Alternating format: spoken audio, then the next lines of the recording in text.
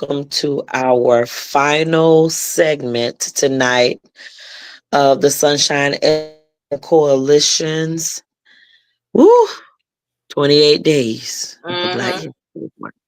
But the primary focus on the good old DEI. And unfortunately, we are coming to an end, but this has just started, like, ladies and gentlemen. We just begun. Who used to sing that song? We've only just We've begun. only just begun. Oh, that's a No, song. you we sang in two different versions. I'm singing, I think, French version. What version? What version you singing? I don't know. Maybe it's I don't know. I don't the '70s version. I don't. So I can't. am April Cobb, one of SEX co-founders, and to the left or right of me is. Hi, I'm Denise Thomas Papillon, and I am also a Sunshine Education Coalition co-founder. And we are just like I said, we're coming out to the end of Black History Month, but never the end of the fight that continues on and on and on. And this has been one. Like January has been a long year, but this month has been short, but it has been jam packed full of things, and there's a lot of things that we want to talk to you all about and encourage you as we continue on with this particular year. Okay, so our focus today for this last session within the month, but remember again, the fight continues, right? But we're focusing specifically on our next steps in advancing DEI in education, meaning that yes, we've seen the problem, we've dissected the problem, we've looked at what the problem is, but our concern now is what do we do next? Because we've seen all the changes, all of the changes that are either being implemented or are implemented right now. What does that mean for our future? What does that mean for our children's future? So that's what we're going to talk about right now. Okay. April, how was your week so far?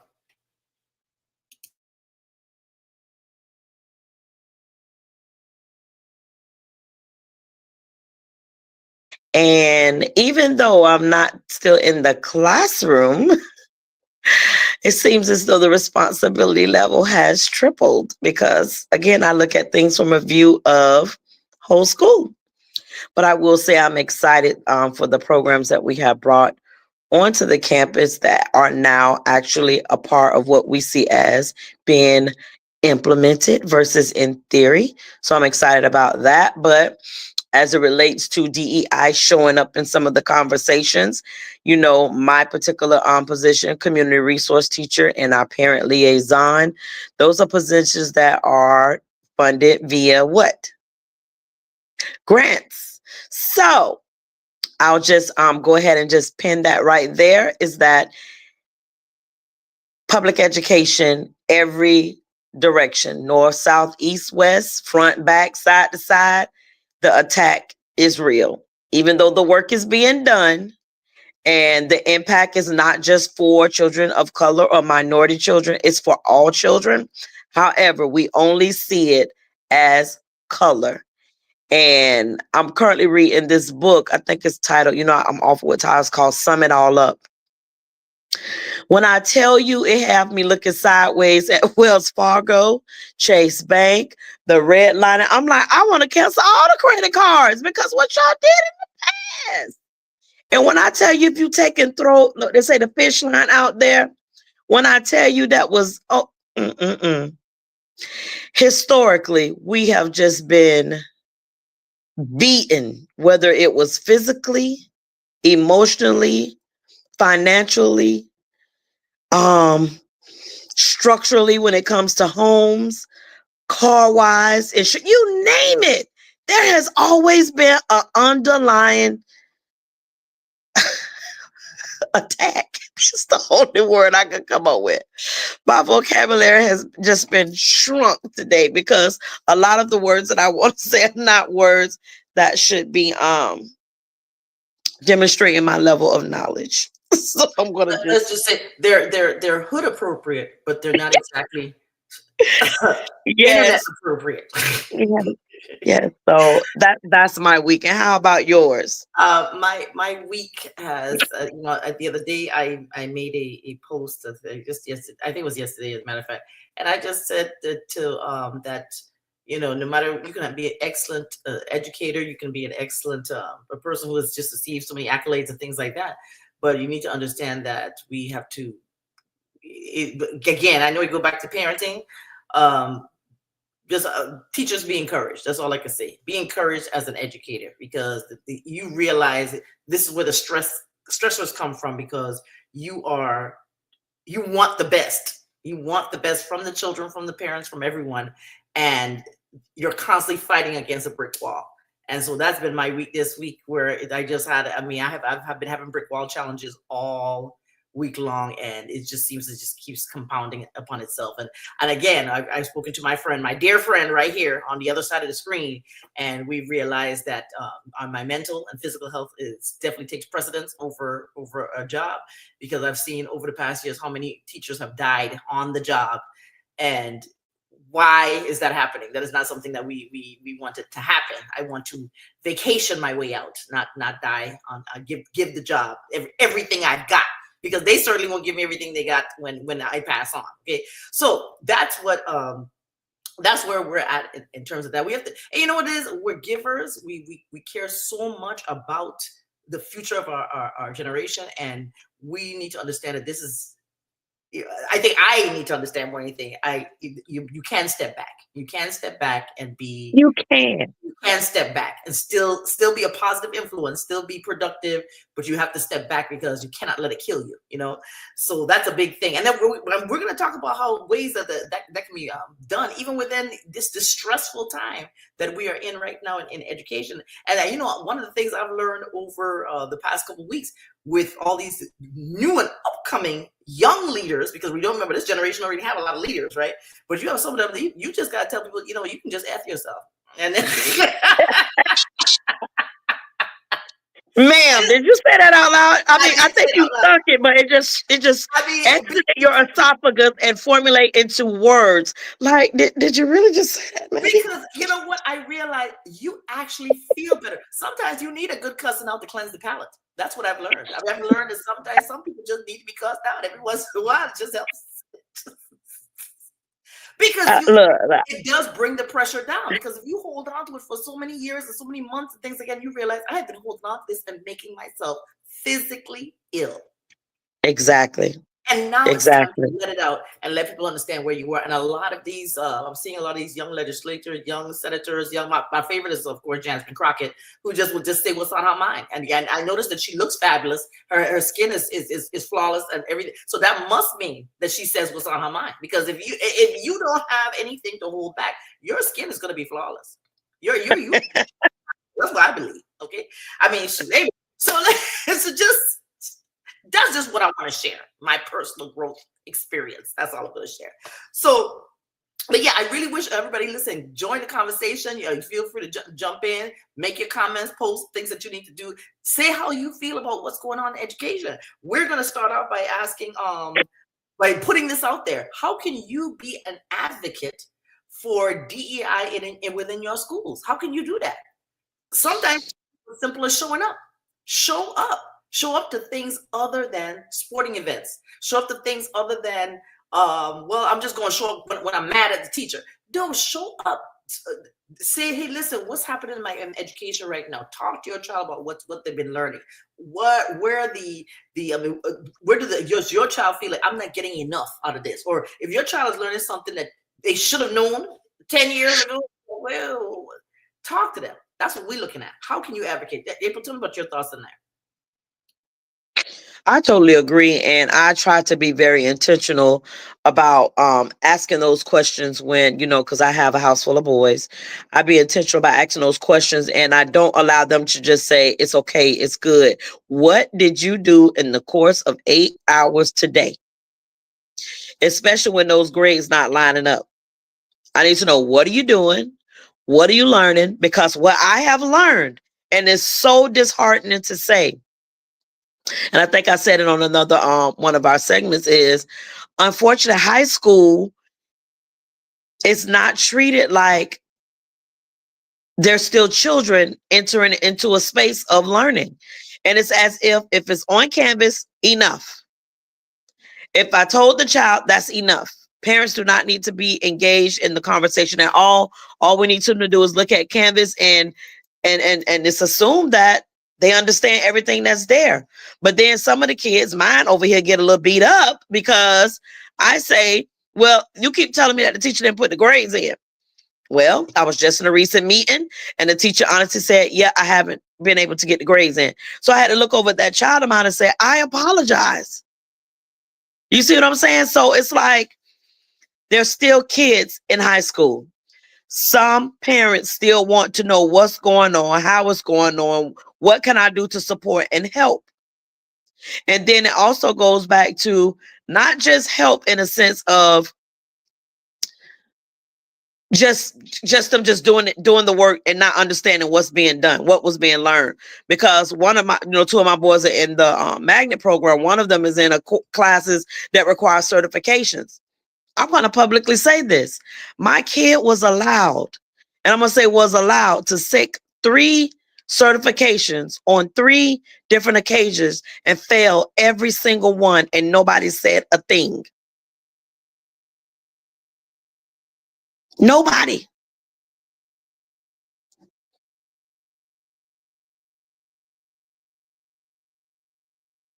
Why? So when I began to ask questions, it's like, you shouldn't be asking questions because remember, the educator was out for weeks. I get that. I'm not going to ever question that. But where's the equity in making sure that my kid is getting what he needs when the teacher is out? Don't give him the certification classes knowing that they're going to be out for an extensive amounts of time. And if so, knowing that there's letters and numbers that go along with him as the person entered into the classroom, you failed him. I'm sorry, you failed him. Yep. So now I have to fight my way back to go back and recapture the lost learning. And then also fight. Now I've been told by one of the other teachers that you got to go to school board because there's no way he's going to be allowed to take those tests because it costs the district money. It also costs my child's grades. Yes. And still have a lack of comprehension in those areas because there's a gap that was created. So I can't just hold him accountable. I got to go back and get some others. And yes, we got to figure out how those certification tests are going to be provided to him again, because remember, kids don't come to school. It's public education, but there is funding provided to them for being there, along when there's letters and numbers to go along with them. So, good. Yeah. I agree with you 100% because let me tell you, right now, even as we speak, at this very moment, we are down with the 122nd, going into the 123rd day of school. There are 180 days, I believe, on the Hillsborough County school calendar. Out of those 122 days, 122 of those days, those 7th graders have no science teacher. So there is not a person who has been sitting there faithfully from August until now. I need you to be very, very clear. So when you're telling them they have to be responsible for this and this and this on these particular tests, I don't see how. They have not had a person sitting in that room faithfully 5 days a week, and you want them to be responsible for this thing. Science is where our entire school is going to drop a whole full letter grade, in my opinion, because there's nobody there. Week after week after week after week, there's somebody different there. And the behaviors are off the chain because, well, hey, if I got to sub every single week, why not? So I just, now this leads us back to this whole DEI thing. I mean, okay, I get it. I get what you want from our children, but if you're not providing them equitable education, it compounds the problem. It makes it more difficult. Now go back to question number 1. Parents, again, how can you advocate for your child? This is a classic situation here where parents should be hands-on. How do you not know that for 122 days your child don't have a science teacher? When is somebody going in there to raise that question? And let me say this. I didn't find out until, because again, the question is basic. What are you doing? What are you learning? What are you doing? What are you learning? it wasn't ever told to me by the school that the teacher was gone. When it was mentioned to me by one of my kids that the teacher was out, I just thought, oh, okay, for a week, I don't know. Right. Because that wasn't a question I think I needed to keep probing at. Yes. But let's back up, because someone will take this out of context. It's very easy to do that context. Yes. Do we understand that there is a shortage in education with teachers? Correct. Yes. Do we know that there are a high abundance of substitutes that are most part doing a great job and showing up and being in that space? Yes. However, that does not change that there is a lack in equity in that process.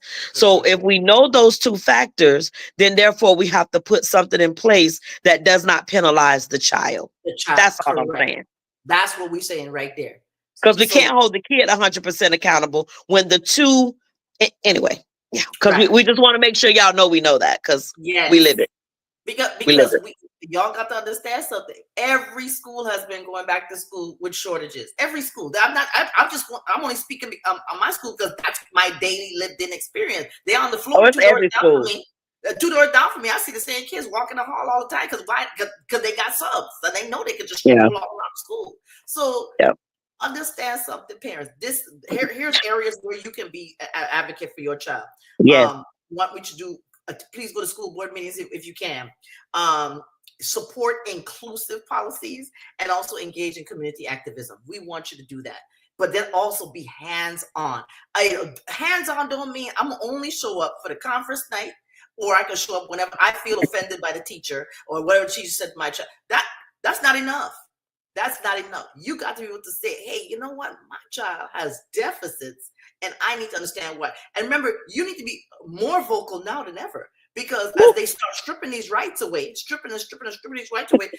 I got a class where half the class needs services. Or is half the class going to get the services?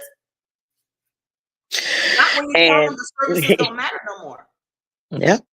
And that is something that was just said to me, where there is something gender related. I'm not exactly sure how to describe it to the to a point where individuals will understand. I'll go back and post it that PTA has taken, not PTA, public strong public schools. I think that's the title of it, where Damaris leading that charge, where there's some language in there that is a part of a bill that they are attacking the word gender, some about the word gender in there. And because something with gender is there, they're going to strip them of the funding, the federal dollars, if they don't take it out of there or don't address that specific population of whatever it is that it's addressing. So I'll post that in the comments below once we finish up with the segment here. But I found that quite interesting that we are going to find one word or a combination of words in order to extrapolate everything that the rest of the verbiage says in efforts to support the needs of children education wise. I just don't understand how collectively we cannot see that this is bigger than black and white. Well, because in all actuality, the majority is going to be impacted versus the minority in this. And we're not talking about with race we're not, and at this, we're not talking about that. We're just talking about children as a whole body. Correct. The majority is going to be impacted versus the minority population of those groups. And it's sad. And once it's done, it's going to take more work to undo it. Like, why should we have to go through the negative impact that it's going to have just because someone has a feeling or emotion about all of this? Because all of this is emotional. Yeah. It's not data driven. It's not data driven at all. at all. It's lack of emotional intelligence, because when you vote your feelings, and we have seen that over the past couple of weeks, we have seen people say, within the past, I think within the first 2 weeks, we've seen people say Google has the highest hit score. How do I change my vote? Or I'm living with regret. Or there's just so much about that. It's just hilarious, because you realize that, oh wow, this impacts me too. When you use the word majority, yes, it impacts a large array of people. And remember, just keep thinking, and we will keep on saying this over and over again. We, us, those of us that's this color, comprise only 13% of the U.S. population. So if we're only 13%, that means 13%. Okay, other people use those same services, and there are some people who are hurting, because remember, you think about states that contribute to poor states, rich states, California, New York. Let's just pull those off the top. That their tax dollars contribute to the states that are voting primarily red, and they keep them afloat. Now, strip all their stuff from them. Strip it from them. That's going to be some serious issues, and you're hurting the poorest of the poor, which are the children. That's what you're hurting, and they're going to feel it. They're going to feel it. And again, we collectively, like I say, sometimes it's important for us we can speak up, but again, sometimes sit back too, because we don't want to be too involved in some fights that we did not create our own. I mean, it's like, it's not about sitting on the fence, but saying to yourself, let me sit back sometime and observe, because I did not create this mess. But y'all won't. And see who else gonna come to the fight. Damn. Yeah. Like, tired of fighting all the time. Right. And I'm here to say this straight up, boldly and proclaim it proudly. Black women exhausted for fighting, because most of the burden oh my God, we constantly leading the charge and everything. I see that in church. I see that at work. I see that in the community. Black women, go ahead and go out there and see. Black women lead the charge every time. And that holds true for Hispanic women too. It holds true. Yeah. Because even with like I said, now being in this different role, you always see the Hispanic moms come. Yes. Like, what if the Latinx? They show up, and it's like, wow, we share this. Yes, but it's inherently a female thing, a woman thing, because especially as a Black woman, you could take one pea and 3 little slivers of rice grains and feed the whole family. So you know how to make something work with a little out of nothing. Nothing, because that's nothing. Make it work. Yeah, and that's what it's all about. So that's what we're trying to say, is that we're tired. We really are tired. We're tired. Hey, listen, it's time. It's y'all time to work. Y'all said you support us, but you didn't show us that in the polls. So we're gonna sit back for a while and watch you correct your own mess. That's all we gotta say about that. Now let's move on to this question: why is family engagement essential in our DEI efforts? Family engagement. First of all, a child does better. We look at it when that child is supported from home. We know that. We see what the child brings to the classroom. We see what that child brings to school, brings to their friends, brings to their relationship with their peers, everything, once the family itself is engaged. And we more than ever have to look at it from that perspective, that this is a family thing. All of us need to be engaged. And then finally, of course, it improves our educational outcome. When the family is engaged together, we have the best outcome, because now that child is well supported. We can see it when we deal with conferences and things like that. That child comes to school and performs better, because now they know the parent and the teacher are both on one accord. And let me plug this in. Please keep in mind, now we have these mobile televisions, communication devices, to where there's no excuses anymore not to connect with the teachers. Yeah. Remember when we had COVID and everything was just like this, screen to screen? Hey, how you doing? What's up, mom? What's up, dad? Pop, sister, cousin, uncle, grandma, and them. It still works. FaceTime still works. Zoom still works. Teams still work. Meet. Whatever it is, we can go through Facebook. Whatever you choose. But the key thing is, there is no excuse to not to show up in some format. I probably emailed. Listen, my emails go out heavy between 7:45 and 8:15 a.m. Heavy. I may not have gotten to it the same day, But trust and believe, I didn't forget communication, any type. Yes. If it's just Yes. the email, build that level of communication to where somebody at the school knows that you are connected to what is going on in your child's lives. Mm-hmm.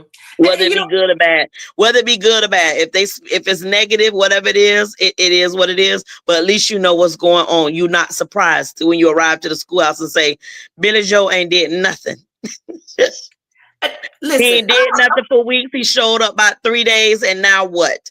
And you over there looking like a plum fool. oh, let me say this too. I'm so glad you said that part. I want to say this, and you want to throw this as an aside right here.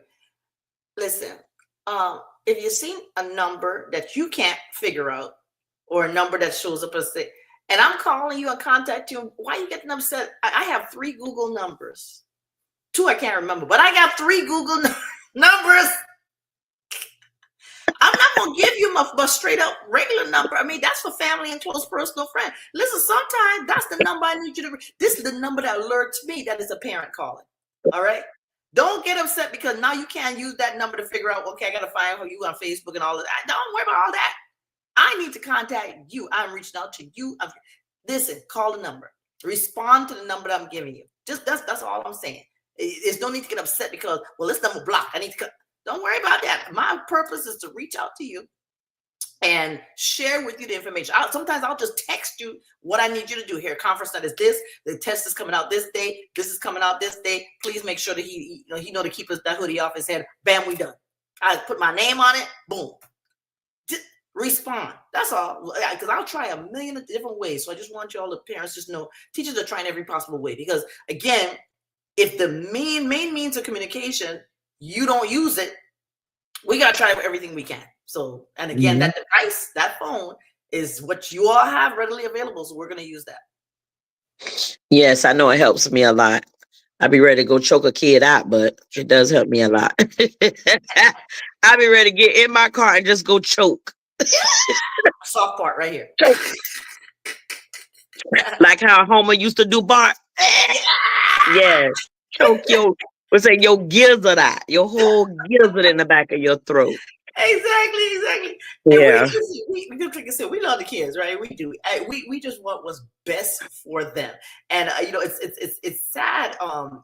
For us also keeping in mind that when we think about that, we think about the fact admin also has to want what's best for the kids. And what's best for the kids also relates to what's best for the teacher as well. Because if you have someone who has constant behavior, and you keep putting them back in the class, how is that helping the rest of the kids? How is that helping the teacher? How is that helping? Because remember, you'll make a class with good kids turn bad real quick. Because now it's like, wait, well, he can do it. He keep on getting away with this. Well, why should I behave in class? You gotta want to keep on coming back, create proud. So again, when we talk about the equity in discipline as well. Fairness is another one. Not showing favoritism. Not showing, okay, well, I'm gonna be soft on this kid over here and then me be horrible on this kid, or well, I don't like the teacher, and I'm talking about admin. I don't like the teacher.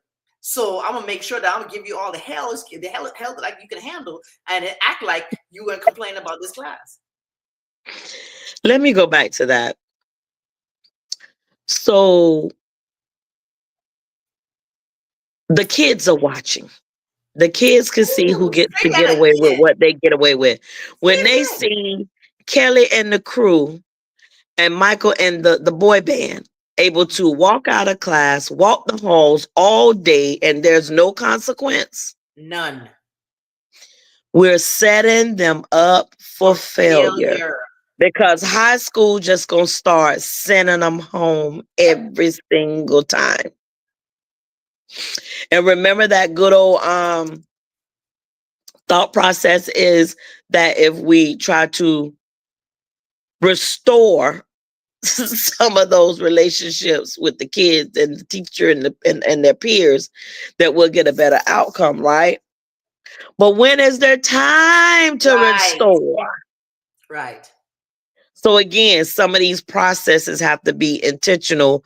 That comes from the very top to be able to say, this has to be done, and this is the time that you're going to be allotted to do it, and that might mean another unit or 2 on the campus. Right. Because remember, units are only attached to a roster. If we're innovative and we're moving into we're in the 21st century, Yeah, 21st, yeah. some century child. If that's what we're doing, we got to be a little bit more innovative, because everyone is saying that this generation that we're currently in teaching is different, Yes. but our processes are still the antiquated same. What we doing? Right. We're surely not meeting the needs of the kids. Right. And you know what? I this is gonna lead into something. People gonna shut us down. Let me say this out loud real quick. We need to do a huge inventory, an audit, okay, per se, of people's certification. The reason being is that you got people sitting on campus who can teach a particular subject, but you abusing this same because, well, your discipline is okay, or your classroom management is okay. So I'm gonna give you every single horrific hellraiser on campus just because I know you can. But somebody over here might be certified to also teach this class, but you're not giving them those kids, okay? Or you have an overflow of those people who are qualified at other campuses that you could use them other places. It's like that's what I'm looking at. I mean, why is it that we are struggling with 2 people to teach every single reading student on campus, because only 2 people are certified? Now you got other people with a variety of certification. You should be breaking these classes down. You should be adding more electives. You should be doing, do something to where the burden is not so heavy. This is why teachers are burning out super early. And so I'm thinking district-wide audit. I mean, I'm not quite sure you got people sitting downtown that got educational certification that should be sitting in the classroom. Majority do. The majority. I'm gonna say it out loud. They should be sitting in the classroom helping out. At least roll on in. Come help. What you say? Send help. And it don't have to be the full time, but once a month, once a week, rotate it. Do something. Do something. Share the wealth. Because now you can understand how it is for the rest of us. I mean, when you come in and sit in these classes, and just like you said, these kids are different. When you come in and sit in here, you realize, hey, I got a kid. I'm just going to help you all understand something, because I want you to tell me what to do. I've got a kid. The rule is no hoodies in the class. Stay off your phone. Be prepared, bring your supplies and things like that. This is a child who will look me dead in the face, walk in with the hoodie on, look me in the face and tell me, get up and go get him a pencil. Hurry up and bring my book. I want to know who you talking to. That's first of all. Who are you talking to? And this is a daily thing. And refuse to take the hoodie off your head. But here's the thing. There's administration actually watch him walk in the hall with the hoodie on his head. So now I'm enforcing the rule. He walking past, and he's not a small kid. He's about 6'2", so he ain't one of them kids that you can't see, And when are y'all gonna help me to enforce these rules? When I mean, we're talking. I can't fight that fight with additional 28 people in the room. Now you got 4 of them who all think they can put their hoodies on in class, and that's what it does. It creates what they say: one rotten apple will spoil the entire barrel, and that's a fact. That's a fact. Yeah. So now so here's the one person who I've written 15, 16 notes on. We coming back from seeing our counselor with the hoodie. Hold on, let's pin that. Notice who said notes and not referrals. But here's the thing: referrals were written because I followed the 20. Yeah, well, we know that much, but we're just saying. But we know we wrote 15 referrals. Yes. Right. So I just want to make sure, because people take stuff out of context. Right. But I'm just saying, I get it. You're following the discipline, the MTSS, all this crap, all this verbiage, the alphabet Soup Hillsborough County have. And you following all these steps, and you going through all this, and because we're trying to be as equitable as possible for the kids. We're trying to give the kids the chance. But at what point in time are we going to say, this got to stop? You can't keep on doing what you want. We had 122 days of school. Once it has happened for so long, like it becomes a point of there's no need to say anything else about it, because you've allowed it. And then once it becomes a domino effect to where it's impacted the entire, then it's like, well, why are you allowing? No. I addressed it on numerous occasions. You did not support me in my decision making to follow the rules and uphold those rules. So again, that's where it breaks again. and the other kids are watching. I'll They just say that all watching. loudly, They all loudly, watching. loud. And They you know what are the first thing? watching. You know what the first thing kids say? Well, he did it. Well, Yep. he was doing it. You didn't see what he did? Hell, I've been seeing what y'all all been doing, but guess what? None of y'all be scared of any rules because nobody enforces anything with fidelity. Nobody does. So of course you're gonna say, hey, he doing it. Yeah, because guess what? I've watched people walk right past admin in the hallway doing the same thing, and nothing was said and nothing was done. So of course, by the time you get to me, one person who was going to enforce the rules, all of a sudden now I'm the bad guy. I'm wrong. I'm the person with the problem. Look, those days are not far fetched. Even when I walk, in the hallways with certain grade levels, it's just like I thought in the meeting we said we was gonna do. Mm-hmm. And I thought we said we working as a team, and I thought we said, and at that point we stopped talking. I just could only enforce what's in my space. And as administration, if you're not going to support me, that means you have decided to give this child less of a responsibility to do what's supposed to be done. So that means you now take over the educational track for that child outside of my classroom. Mm-hmm. That's what it is. I mean, I remember this for admin and for teachers, right? Yes, we know sometimes the kids will tell stories, but they also gonna tell the truth. most of the time, especially when tell the truth. Especially when they tell it on you. They're gonna sprinkle it in. So just when I tell you I don't have phones in my classroom, but you telling me I gotta take my phone to this teacher class because she let me charge my phone in her class. What? And they're gonna call your name first, last, the period number, the time that you went. They're gonna bust you wide open. It's better to follow the rules than let the kids bust you wide open because they're gonna do it. They're gonna tell it all. They're gonna tell it. With a dash of embellishment with exactly. Oh yeah, she let me do it all the time. In fact, I left my charger in her room because she, I was just charging my phone over there, and I have to go back and get my charger. Well, why is your charger? Why is your phone out? Because she told me to come back to get it. She told me to come back to get it during your class. The school bill that just passed, they said you're not even supposed to have it out in school. That's the whole like that. Like that's so out of control. Unless there is funding thrown at that to get those little pockets, or funding thrown at to where they are not working, because I don't know, cell phones have become the most powerful tool there is in the world when it comes to safety. And I have not seen a cell phone save nobody yet, but no. So like I said, we having said all that, what kind of strategies I'm thinking that we need to have to implement DEI within our schools, right? That's the type of strategy we have. First of all, can y'all stop clearing out the library? I walked through the library and it looked like a ghost town. You ever see the tumbleweed when you had to look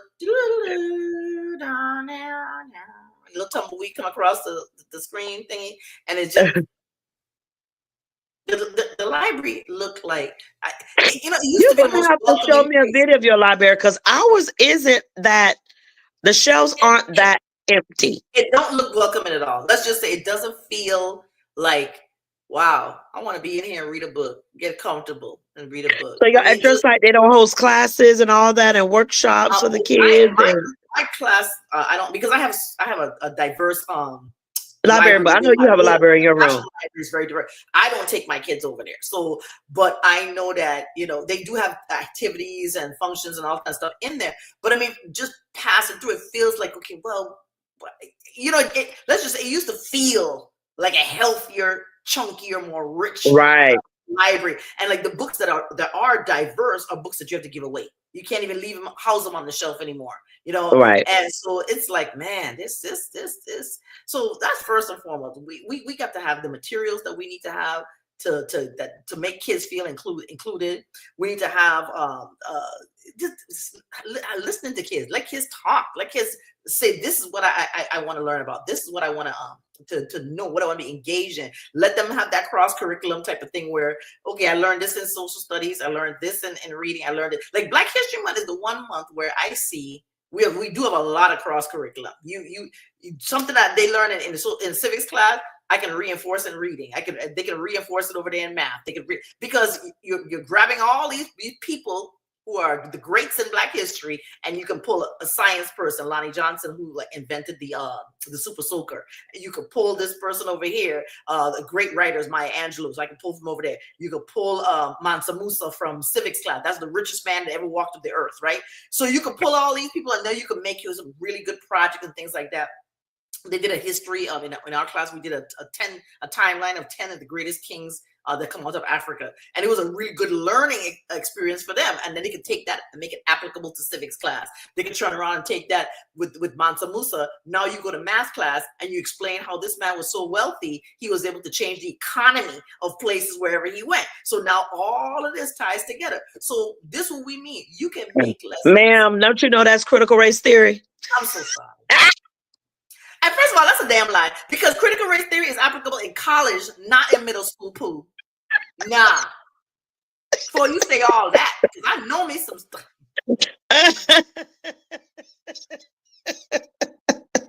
I wish somebody would, okay? Because because that's the funny thing about our state, our county, everything. On one hand, y'all don't want to teach nothing about people of color. Right? Yeah, we don't want to have nothing to do with Black people. But on the other hand, y'all got the big on the main webpage. Welcome to Happy Black History Month. Here's the Black History writing prompt. Here's the Black History contest thing. Here's this. Oh, here's the show that's going to take place next week. But wait a minute. How that's called double talk, double speak. You're talking out of one side of your neck and you cursing out the other side of your neck. So you all seem confused. Y'all seem like you have, I don't know, you seem a little bit schizophrenic. You know, seem like y'all need to be on the medication that right now is not covered by insurance. That's what it sounds like. I can't. So, I'm just, yeah. Again.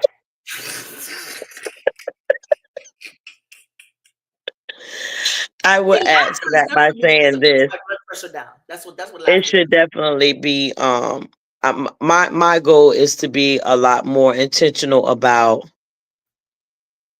bringing forth more knowledge in my home as it relates to teaching my boys about the variety of,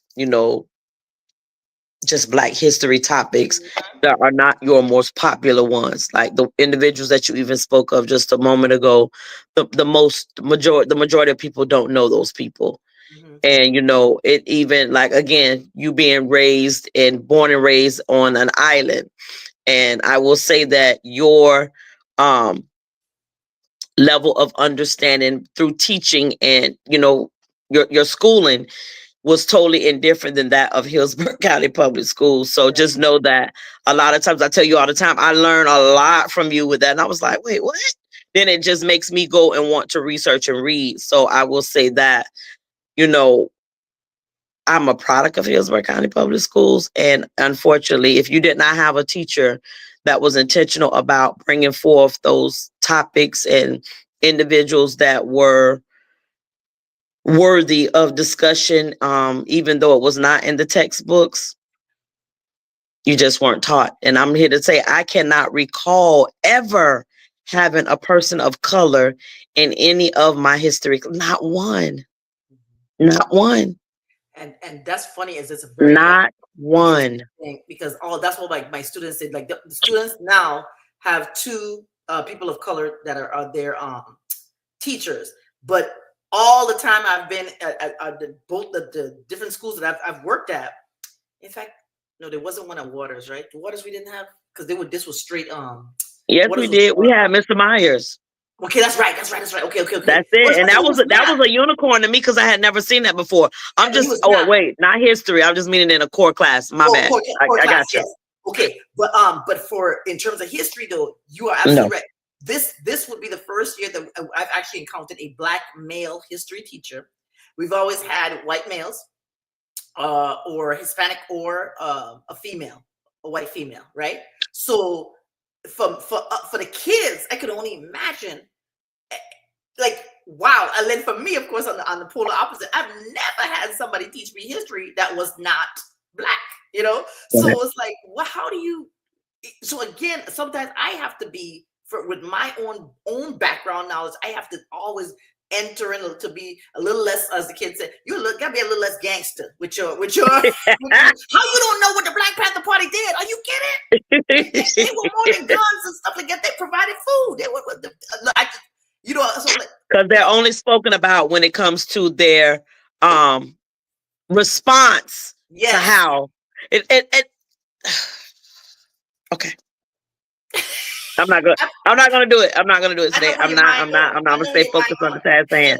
I'm gonna just stay focused because some fights just not even worth fighting anymore. Like you said, I'm sitting back on the mountaintop and just gonna see how this thing ride out, because it's like you cannot pick one part of the story and create a whole narrative, a whole collection of what supports your way of thinking. You just cannot do that. And I'm gonna tell you that, share that book information with you. It like I'm riding in the car, even listening to it, I'm like, what the hell? Right. It was so intentional that you had to be like, where's the evil? Like, your heart has to be rock solid and black to want to wake up daily and just want to bring harm and hurt and just, I don't get it. And we see it too. We see it happening because we see. Remember, right now what we're dealing with is the descendants of the people who created all that stuff. Okay, so they that's how they think. But something you just said just now, you would ride around listening, right? Parents, I can't stress to you enough. This device right here, right? This phone. I have thousands of books in this phone. You could be driving anywhere, take a road trip. You can listen to some books that you think are overwhelming when you physically see. I wish I had brought my book over. When you physically see the book, in fact, I think my Katanji book is right behind me back there, my Katanji book, right? It may physically be intimidating when you look at the physical book, but man, when you look at that thing, it's only 8 hours on Audible. Man, that's 2 hours cleaning the house. That's an hour down the road. That's an hour over here. That's 30 minutes. By the time you finish, you'll listen to several. I have read novels upon novels upon novels by listening to them. So now here's another way you can teach your children. You got time to spend in the car with your kid instead of us going whoop whoop drop that. What the girl say? Give me the song. What the girl say? Whatever that song the girl had. It's a Kubrin. My name is yeah, Glow. Yeah, Glow. Yeah, Glow. I don't know the word. I just know the beat. Most of the words I don't know. But let's go back to this. Let's go back to this. You can do with the Audible. Yes. Even my youngest one, he now when he gets in the car, be like, "What is the book coming on?" I'm like, "Oh, okay. Let's get the book going. Let's get the book going." And I mean, they quiet, they listening. That then creates that imagination, because you have to be able to pull prior knowledge about things that you're listening to in the book to formulate in your mind, to give it visual, in your, it's interesting. So again, it does, and we're not saying you have to do it all the time. Please note, that's not what's being said. But if you do it at least 3-4 times, you're jumping in out the car, you'll find they'll ask for it. Yes. And on top of that, and even though I didn't mention Audible, I'm just saying I did it because I have a paid subscription. But the public library, almost everything you get that you can find for free is audio to it. Plus, entire novels are on YouTube. You can just pull up a YouTube and just start listening to the whole entire story. They read stuff to you all the time. So that is yet another way to get kids engaged in reading, because now, and just like you said, they are listening. So that means my imagination, my critical thinking skills are being built, because now it's not in front of me. I have to think about what this might possibly look like. Okay. So that's what we mean when we also saying, look, please expose them to different things, give them diverse ways of looking at it. And then, I know I'm looking at our time, but still, what is it right here? 2 things we do want to focus on. One is mentorship. And the other one is how are we accurately measuring the use of DEI in schools. So let's talk about mentorship and how important it is to academic advancement for our kids. I do want to put a quick plug in there that our district is currently getting ready to go through a vetting process with the variety of mentorship programs that are entering into our schools. And, mentorship should have some, common traits versus just showing up and, checking a box and possibly collecting, some dollars to go along with it. But who knows? It's just a matter of it requires a little bit more. I know for the mentorship programs that engage at my site, for the most part, very good with, present what they're going to be going over, the topics and how they relate back to SEL and so on and so forth. But I will say that there are some out there that, like, what are you doing? Like, are we just here to kick the bobo with the kids for the day? And like, it got to be a little bit more. It has to be up. You got to have objective. What are we coming in here to do? Right. Like, the kids are looking for structure, not just another good friend. How you doing today? Hey, bro. Okay, right, and especially listen, people, our boys. I can't stress you enough. Our boys, first of all, from their physical appearance to the way they speak to girls and the way they speak to people in general. Yeah, it is rough. They speak to grown adults, broad this. I don't know. Last time I checked, I was a female. I am a female, grown adult, older than your parent. So I don't know where this language come from. It's like they desperately need some man to teach them, not to co-sign their craziness, not to watch them run up and down the hallway, put an arm around their shoulder and say, okay, do better next time. Do better, don't work. I don't know about you, but you need to understand with these kids, they don't listen. Telling them something, it go in one ear and out the other. You got to have some kind of thing to where, okay, they have consequences for the behavior. They understand the reward system has to make in such a way that, man, okay, you've met the goal. Now you get the reward. You don't just get the reward because, okay, I showed up. What are you doing to get them to change their mindset, to get them to change the way they carry themselves, the way they speak to people, the way they keep I can't get over how they treat girls as well. Because there are girls at our school that'll play. These boys will be punching them, slapping them, kicking them, pushing them, all this stuff. They do. We just playing. I see that. So I'll be like, wait, what? And you think that's okay? We just playing? I've never It's like, whoa. And a lot of them girls need it too. Keep your hands to yourself, because boys hit back harder. Then you become the victim. No. Right. And then wait, take that one step further. And then it's the teacher's fault, because what did you do to stop them?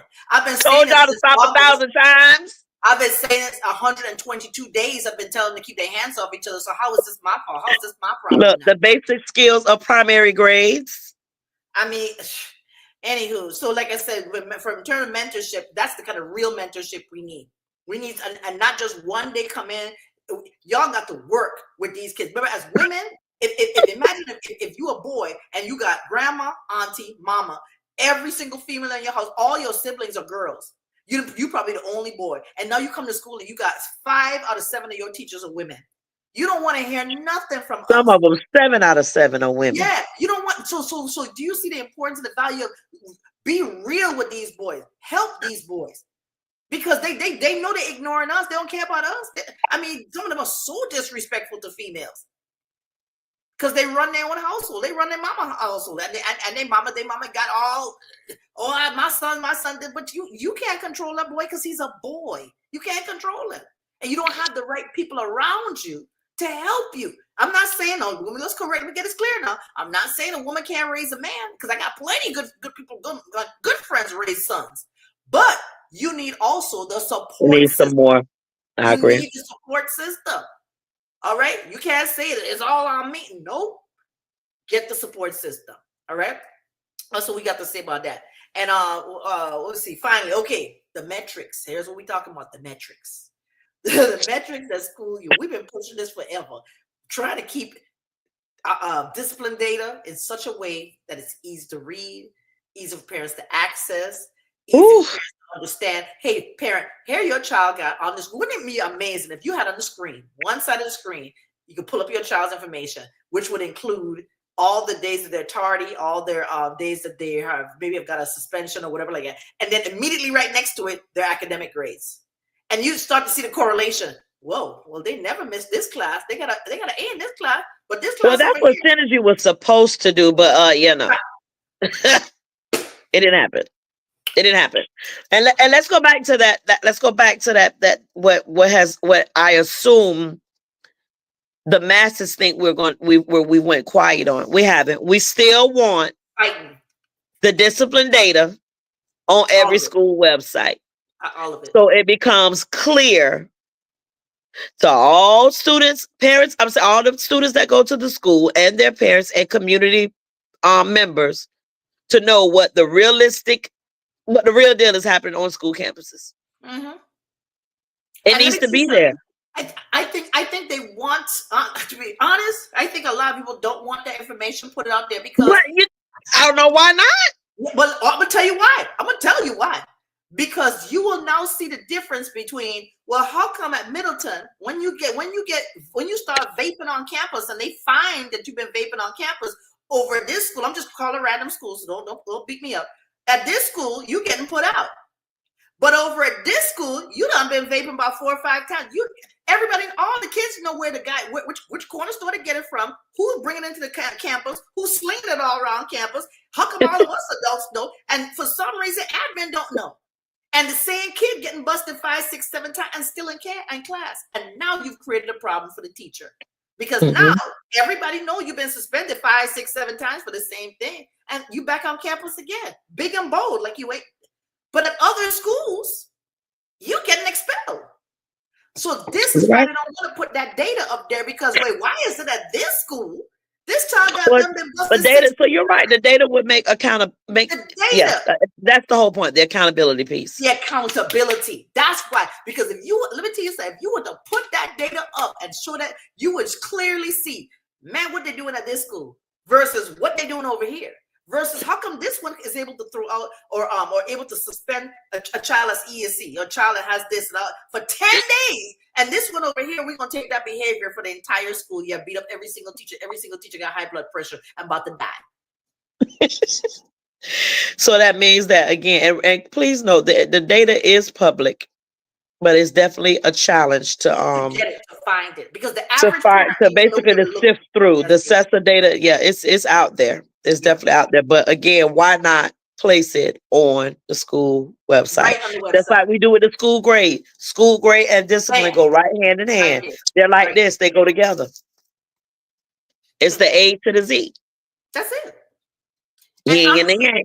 And honestly, academics and discipline. It's recorded on the report cards. So why not? We want, and we're going to say it again louder, we want the suspension data. We want the graduation rate data. We want the report card data. We want the student feedback and the achievement gap data all on the same page. We want it all. Right. Shouldn't have to go look for it. Why should we have to fight and look for this information? Nope, because it's there. It's there and available. And again, let's we're going to plug this one equity piece, and I think we'll be ready to get off of here. Yeah. It's important for our leaders that have attained,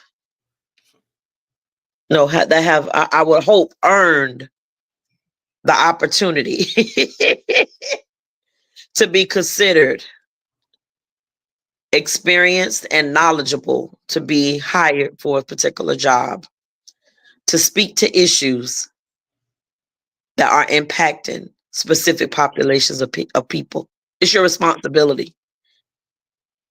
And if you have any type of, religion that, and seek a higher being, it's not going unnoticed that you continue to sit back and know things that are happening to specific populations of children, and you're not saying a thing because it's self-preservation, even though you proclaim to serve a higher being. Yes. It's not, you can't have both. You can't. You can't. It's that same thing, what we reference as faith. Yes. How is I see a specific population of children being mistreated, the discipline, the lack of resources, the individuals that's put in position to be able to serve them and do their due diligence. You see it not being done, but you are not saying or doing anything to address the issue. And I get so sick of saying, well, I can't tell you what's happening. Damn it, don't tell me. It will show if you're doing something. Stop playing games. Stop it. Because our children are literally, what used to be our children are dying out here. Yeah, they are. And it don't have to be the physical death in that sense. Academically, they're dying. Yeah. Mm-hmm. The lack of knowledge, they're dying. And that carries over into their adulthood. And then that makes them then do things that not necessarily, that they feel like they have no choice but to do it. So I'll just say that. Open up your mouths. Say it like mommy would say it. Open your mouth. That's it. Do something. That's all we got. That's all we got. Listen, we're gonna be back. Yeah, we have our 28 days. We do it every single February, but we're gonna come back in because we do need to. There's a lot of topics we need to discuss, especially as we go forward. I don't know how you feel about it, but listen, there's an economic lockout on the 28th. So listen, please put gas in your car. Do what you got to do. Pay your mortgage early. I don't know. Don't spend no money on 28th because listen, we got to understand that. That's where again for us as Black people, we sitting back. I ain't gonna protest. I ain't gonna march. I ain't doing nothing because I've done all my job. But you got to hit them where it hurts, and that's the pocket. And that's all we got. Anything else on April? That's it. You all have a fabulous the remainder of your week, and we'll see you in 3 weeks, the third Sunday in March. We might pop on because we never know we never know what needs to be said. Yes. In these because remember we just finished up February, 2 months in. And the block is hot, like Bianca said. It is hot. It's hot. And again, we want to thank Teacher for the Culture for definitely always coming to the forefront and making sure that this production is what it is. And look, one thing we do know that even though it may not reach high numbers, it's reaching those that have an interest in what we're saying. Trust me, we know when we be in these meetings and we hear a little small. Yeah, we know. Yeah, we do. Exactly. And they're looking for hair tips too. Sorry. Y'all have a wonderful evening. Be blessed. Bye. Bye.